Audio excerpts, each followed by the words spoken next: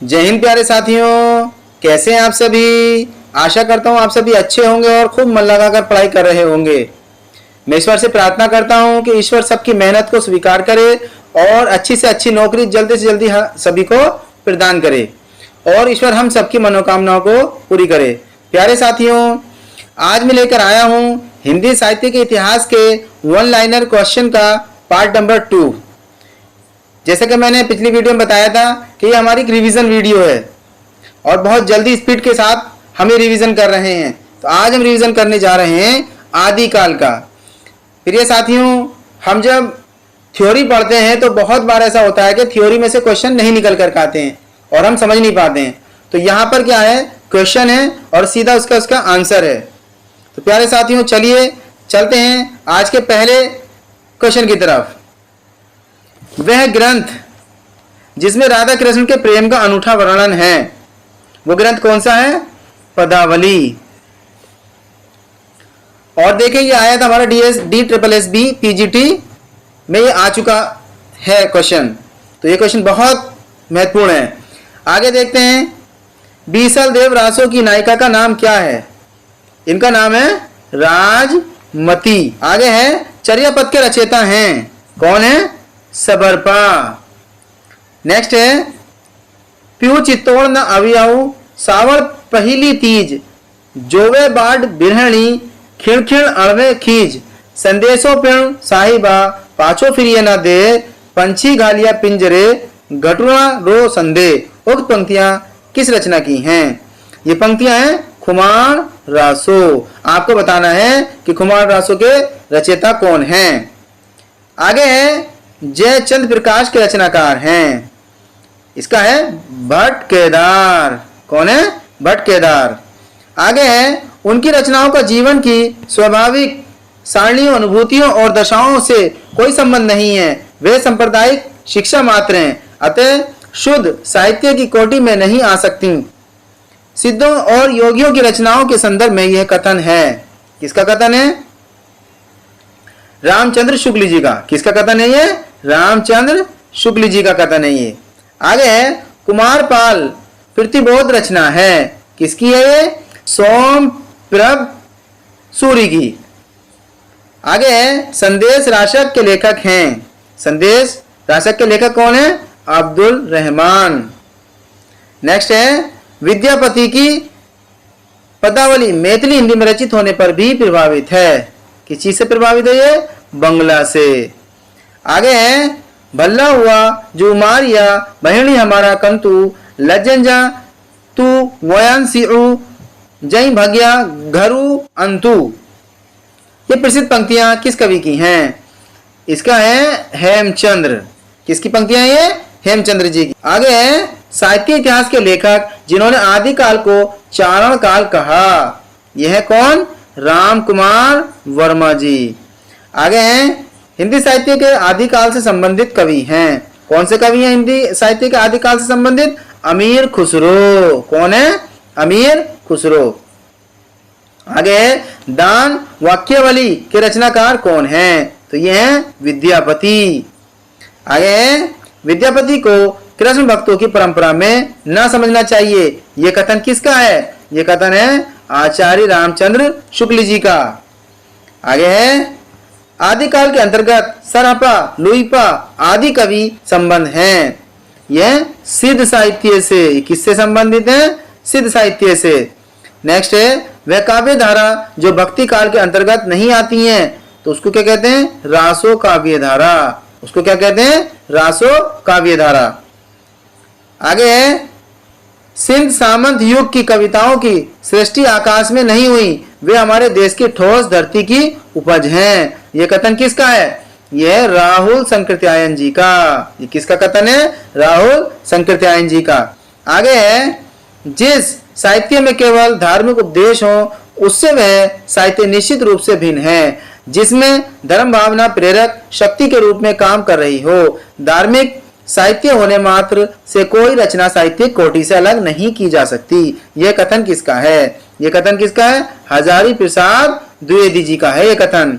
आगे है, इस संबंध में इसके अतिरिक्त और कुछ कहने की जगह नहीं कि यह पूरा ग्रंथ वास्तव में जाली है।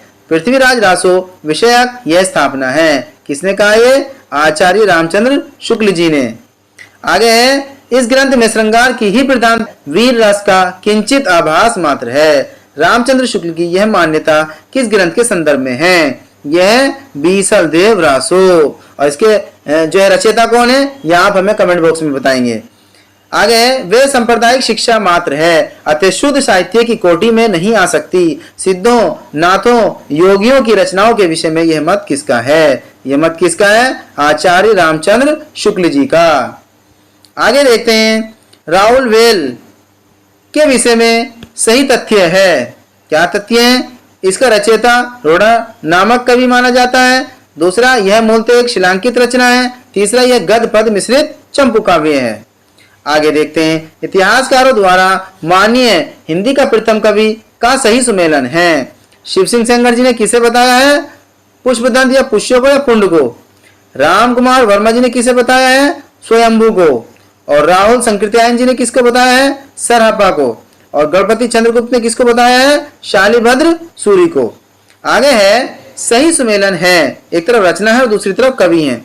श्राव का 4, तो यह है देवसेन जी की नेमी नाथ रास, यह सुमति गणी की। और आगे है भरतेश्वर बाहुबली रास, यह शालिभद्र सूरी की। आगे है रेवंत गिरी रास, यह विजय सेन सूरी जी की। आगे देखते हैं, शंकराचार्य के बाद इतना प्रभावशाली और इतना महिमान्वित महापुरुष भारतवर्ष में दूसरा नहीं हुआ। हजारी प्रसाद द्विवेदी की यह उक्ति है। किसके लिए है? गोरखनाथ के विषय में कही थी ये बात हजारी प्रसाद द्विवेदी जी ने। आगे है, डॉक्टर दशरथ शर्मा आदि कुछ विद्वान पृथ्वीराज रासो के संस्करण को मूल रासो मानते हैं। ये क्या है? सबसे छोटा संस्करण, जिसमें कितने छंद हैं? 1300 छंद हैं। नेक्स्ट है, बीसल देव रासो के संपादन करता है। तो इसके कौन है? माता प्रसाद गुप्त एवं अगर चंद नाहटा। आगे है, आदिकालीन हिंदी कवि अमीर खुसरो विषयक सही तथ्य है। एक है, उनकी पहेलियां, मुकरियां और दो सुखने हिंदी साहित्य में प्रसिद्ध हैं। आगे है, उनकी रचनाओं में खड़ी बोली काव्य भाषा बनने का प्रयास कर रही थी। तीसरा है, उन्होंने जनजीवन के साथ घुल मिलकर काव्य रचना की। आगे देखते हैं, आचार्य रामचंद्र शुक्ल के अनुसार वह रचना जिसके आधार पर विद्यापति मैथिल कोकिल कहलाए, तो उसको कहते हैं, वो कौन सी है? पदावली। पदावली जो लिखी गई है, जो विद्यापति जी ने लिखी है, वो कौन सी भाषा में है? मैथिली भाषा में। और कीर्ति पताका और कीर्ति लता किसमें है? अवहट में। आगे है, अपभ्रंश के कवियों को विस्मरण करना हमारे लिए हानि की वस्तु है। यही कवि हिंदी काव्य धारा के प्रथम श्रेष्ठा थे। ये कथन किसका है? ये कथन है राहुल संकृत्यायन जी का। आगे देखते हैं, इस पुस्तक की भाषा को कवि ने स्वयं अवहट कहा था। इसमें बीच बीच में मैथिली भाषा के प्रयोग आ गए। भाषा के अध्ययन की दृष्टि से इस पुस्तक का महत्व है। वह कीर्ति जिसके संबंध में आचार्य हजारी प्रसाद द्विवेदी का कथन है, कौन सी है? यह कीर्ति लता जो है विद्यापति जी की लिखी हुई है, अवहट में लिखी हुई है। आगे देखते हैं, साधारणतः सन ईस्वी की 10वीं से लेकर 14वीं शताब्दी के काल को हिंदी साहित्य का आदिकाल कहा जाता है। हिंदी के प्रारंभिक काल का विषय ये कथन है। किसका? ये हजारी प्रसाद द्विवेदी जी का। नेक्स्ट है, चौपाही दोहे का सबसे पुराना प्रयोग शायद यही है। जो कुछ पुराना साहित्य उपलब्ध है उससे लगता है कि पूर्वी प्रदेश के बौद्ध सिद्धों ने ही इस शैली में लिखना शुरू किया था। सरहपा विषयक यह कथन किसका है? हजारी प्रसाद द्विवेदी जी का है ये कथन। आगे है, सही सुमेलन है। एक तरफ कवि हैं और दूसरी तरफ ग्रंथ हैं। तो आसगु ने क्या लिखा है? चंदन बाला रास। और जिनधर्म सूरी ने क्या लिखा है? स्थूली भद्र रास। और विजय सेन सूरी ने क्या लिखा है? रेवंत गिरी रास। और डी दामोदर पंडित ने क्या लिखा है? उक्ति व्यक्ति प्रकरण। और ई ज्योतिश्वर ठाकुर ने क्या लिखा है? वर्ण रत्नाकर। आगे है, कुल ये माला कथा के लेखक हैं। कौन है? उद्योतन सूरी। आगे है, पुष्य या पुंड को हिंदी का प्रथम कवि किसने माना है? शिव सिंह सेंगर ने। आगे है रत्नाकर जोपम कथा पुस्तक का संबंध है किससे? विरजयानी सिद्ध से। आगे है जे हाल मिसकी मकुन तगाफुल दुराई नैना बनाए बतियां, इस पंक्ति के रचनाकार हैं। कौन है? अमीर खुसरो। नेक्स्ट है निर्भय भीम व्यायोग के लेखक हैं। कौन है? रामचंद्र सूरी। कौन है जी? रामचंद्र सूरी। आगे है वह नाम जो सिद्ध परंपरा की योगिनी का नहीं बल्कि योगी का है, उसको क्या कहते हैं? पुतलिपा। कौन है ये? पुतलिपा। नेक्स्ट है वह इतिहासकार जिसने हिंदवी शब्द का प्रथम प्रयोग किया। आसान सा सरल सा जवाब है इसका, अबू सईद। कौन है वो? अबू सईद। आगे है कलचुरी राजवंश की 7 नायिकाओं के नक्षित वर्णन से संबंधित ग्रंथ है। कौन सा है?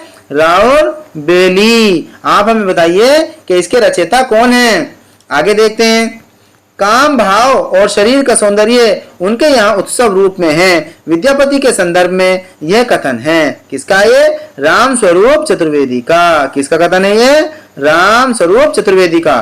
आगे देखते हैं वह कवि जिसने अपभ्रंश में दोहा काव्य की परंपरा का आरंभ किया था। ये कौन है? जो इंदु। ये कब आया था? यूपी टीजीटी 2021 में। वह काव्य धारा जिसमें सहज भोग मार्ग से जीव को महासुख और उन्मुख किया गया है, क्या है? सिद्ध साहित्य।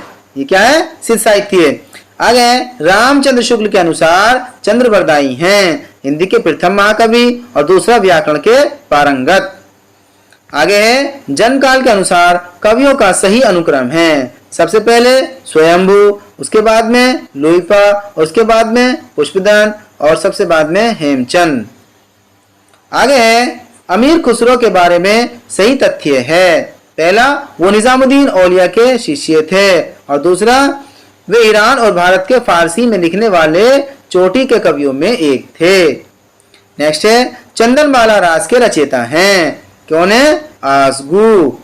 आगे है चंद्रवरदायी ने पृथ्वीराज रासों में मुख्यतः प्रयोग किया है।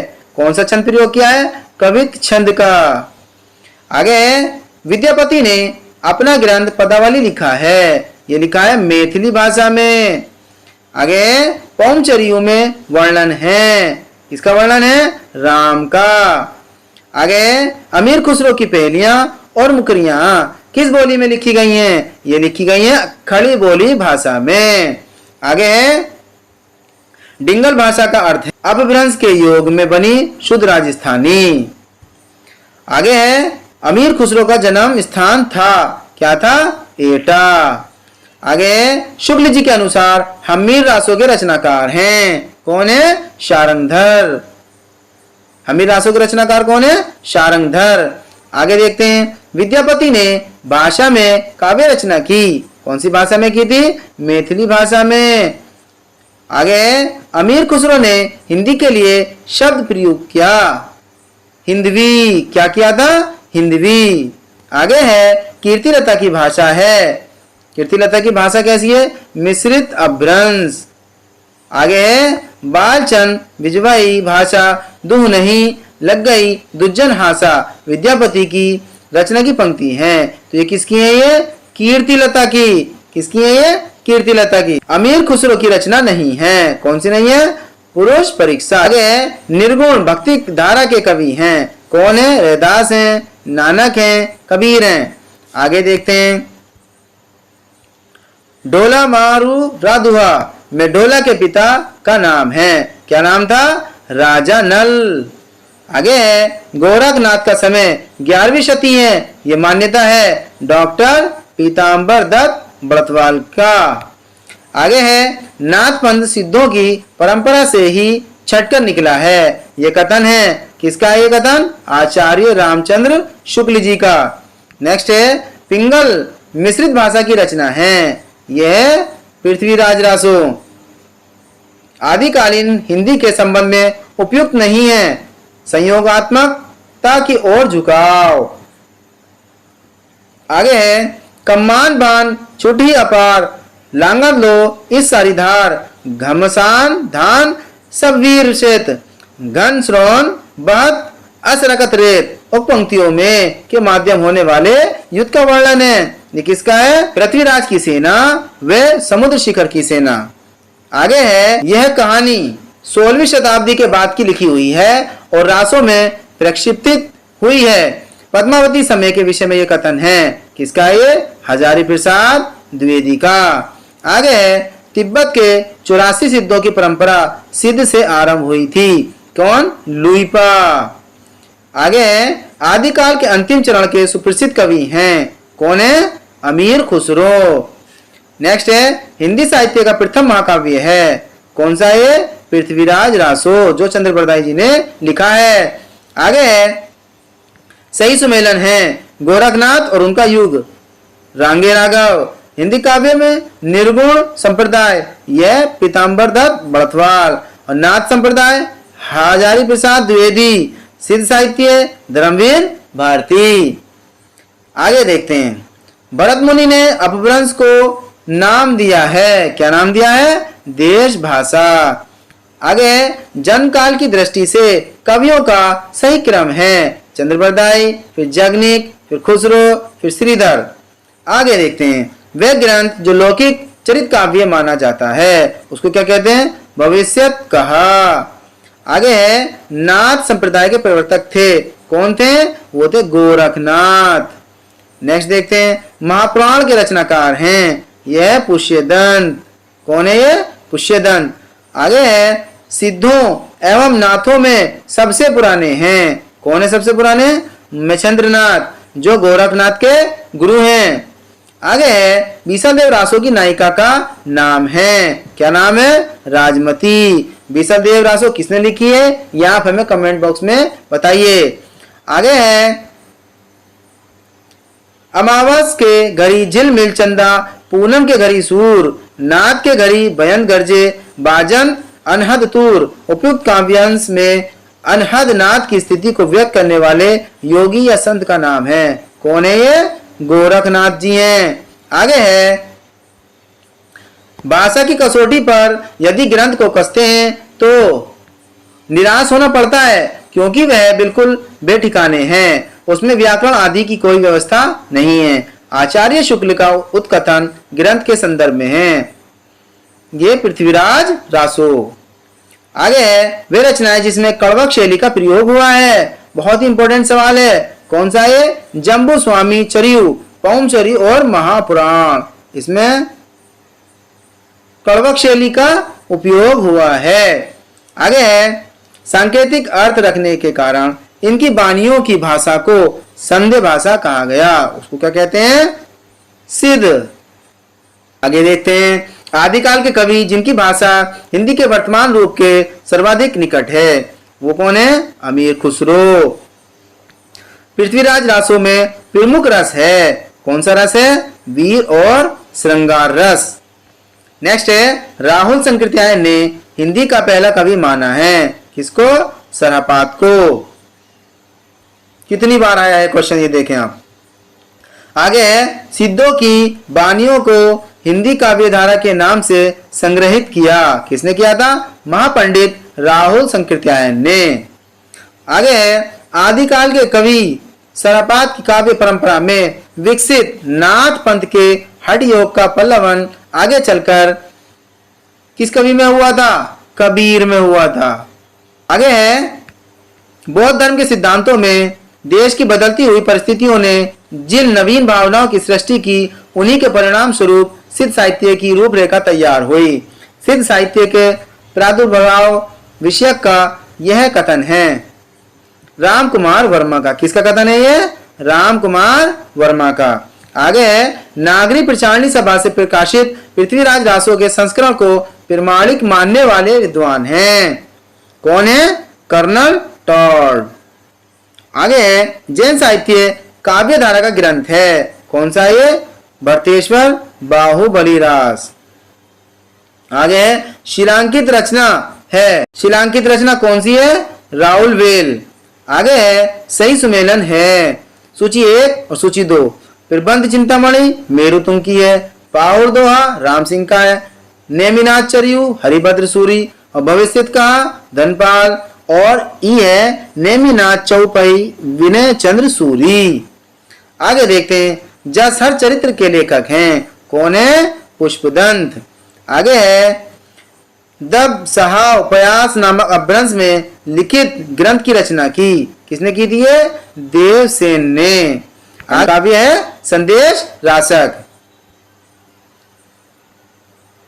आगे अलवार संतों की संख्या मानी गई है, कितनी मानी गई है? 12।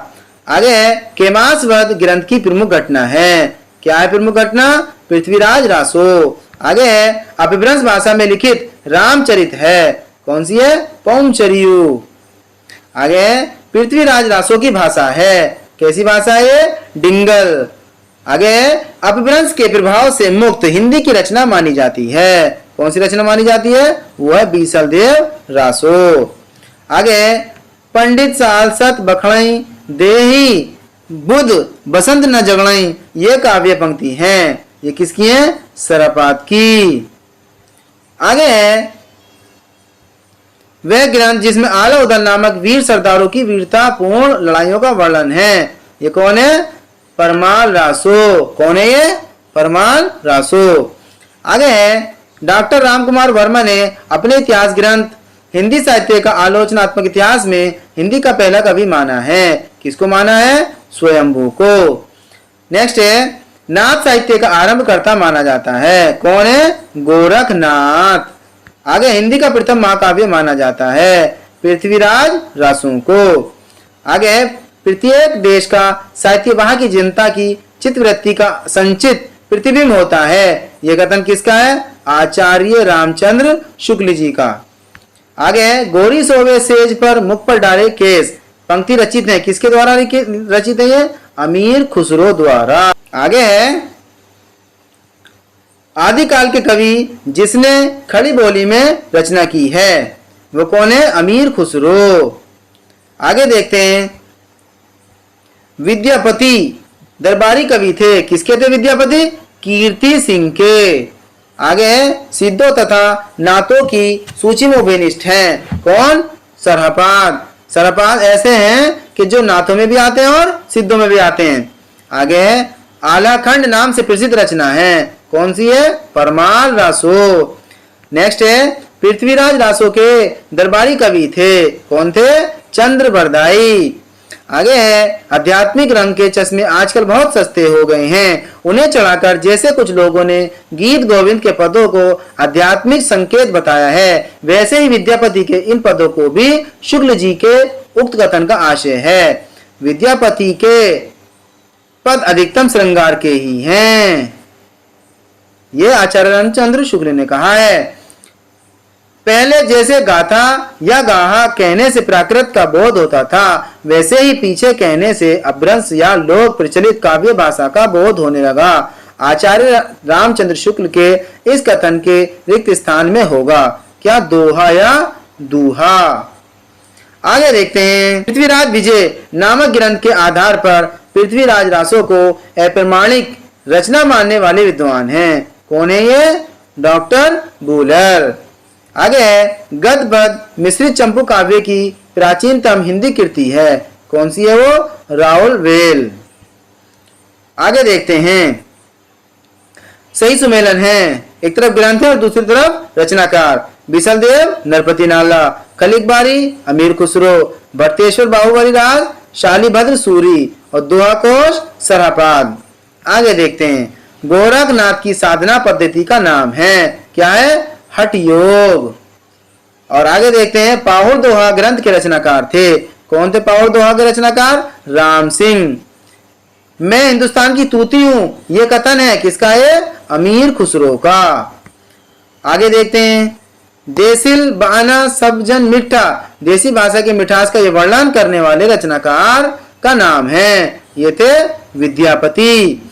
आगे है सारंगधर पद्धति विद्या की रचना है, कौन है ये? सुभाषित संग्रह। आगे है मैथिल कोकिल नाम से जाने जाते हैं, कौन जाने जाते हैं? ये विद्यापति।